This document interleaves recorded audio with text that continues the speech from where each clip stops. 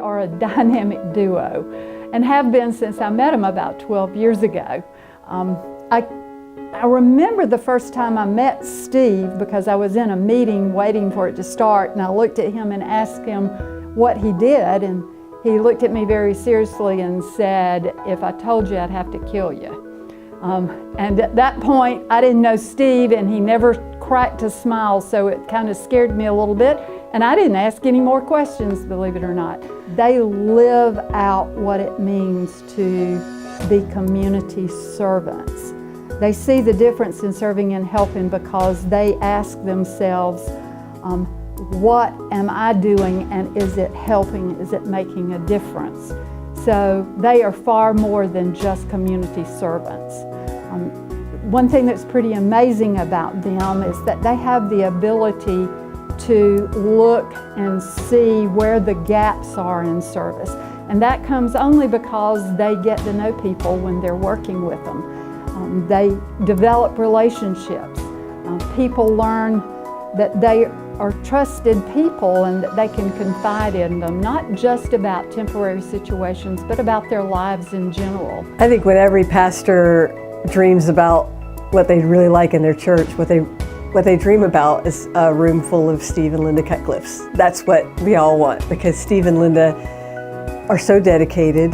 They're hardworking, but it's not like they are trying to work their way into respect. They just love what they do. You both have a natural ability to connect with people, just effortlessly. I see you connect with people. Steve out there in Third Saturday just talking to people right out of the blue, and same for you, Linda. It's just amazing to watch. You guys are golden.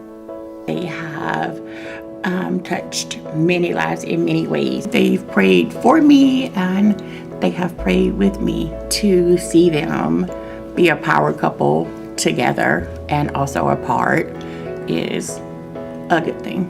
I think the Cutcliffes have exemplified what the Waltons stood for, because they spend so much of their attention and so much of their time focused on other people.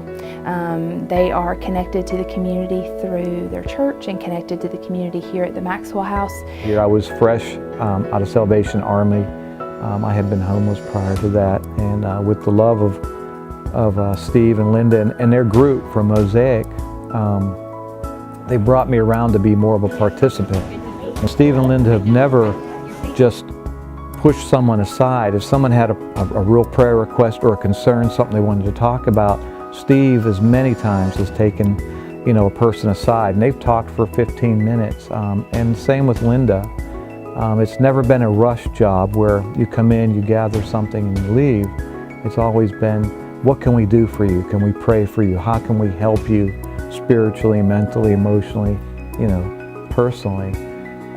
It's always been deeper than just the food bank itself. And he's encouraged all of us to participate, and it's given us some incentive to not only go to church, but to participate here and to help other people. So Steve was a Marine, right?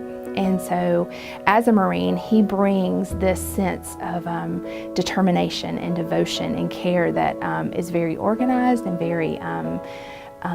very specific, and that kind of stability and that kind of consistency makes so much.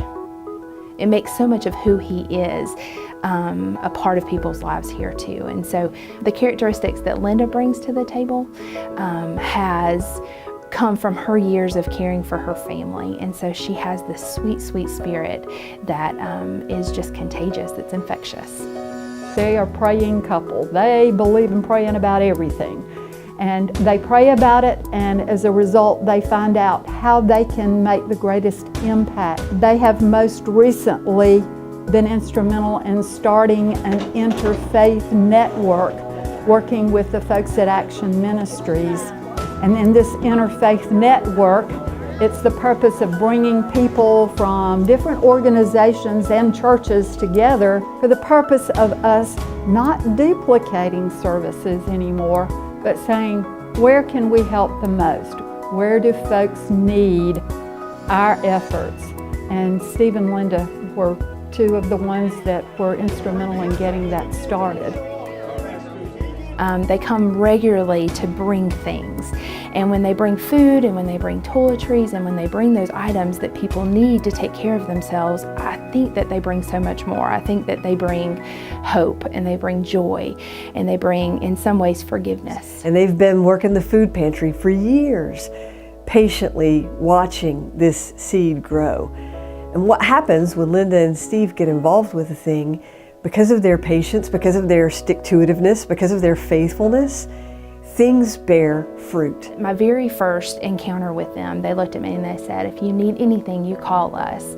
I didn't know what that meant at first, and I think it took a while for me to understand that when they say, "If you need anything, call me," they really mean it.